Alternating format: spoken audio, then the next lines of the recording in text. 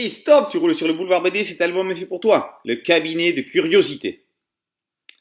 Félix et Lucie viennent d'arriver chez l'oncle de cette dernière. Celui-ci, oncle Fred, les accueille dans son antre, un cabinet de curiosité. Si ça existe, nous l'avons en stock, était le précepte de son père. C'est dire si on trouve vraiment tout en ce lieu.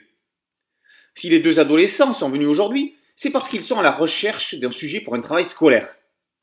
Un sujet spécial, pas banal quoi. Le sujet des vers de terre proposé par le père de Lucie n'est pas des plus passionnants. Les jeunes recherchent une histoire passionnante, étrange et énigmatique. Si en plus ça pouvait être une histoire vraie, ce serait super. Il n'y a qu'à demander.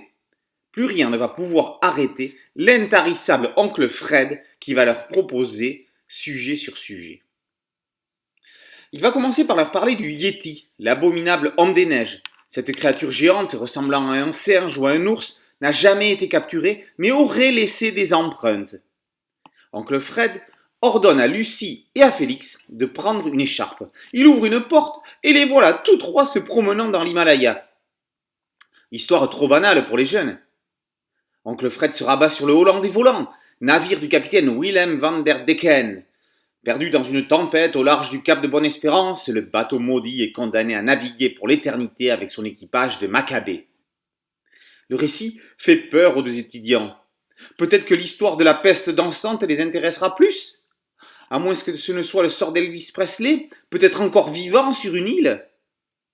Les Bermudes, l'île de Pâques, la tombe de Toutankhamon, l'Atlantide, quel mystère va trouver grâce aux yeux, ou plutôt aux oreilles, de Félix et Lucie ? L'auteur hollandais Emmanuel Wiemans recueille dans ce petit album l'essentiel des grandes énigmes de l'histoire. Relevant tout autant de l'album illustré que de la bande dessinée, l'auteur nous ouvre les portes de ce cabinet de curiosité dans un graphisme semi-réaliste légèrement rugueux. Le voyage est total. Certaines séquences sont trop courtes.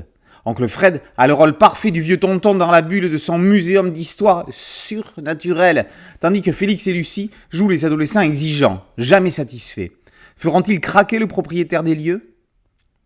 La collection Canaille des éditions Paquet s'enrichit d'un 4e album ciblant les jeunes lecteurs dès 6 ans.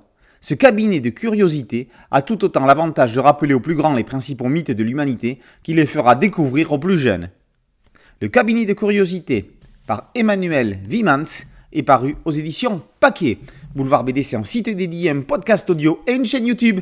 Merci de liker, de partager et de vous abonner. A très bientôt sur Boulevard BD. Ciao.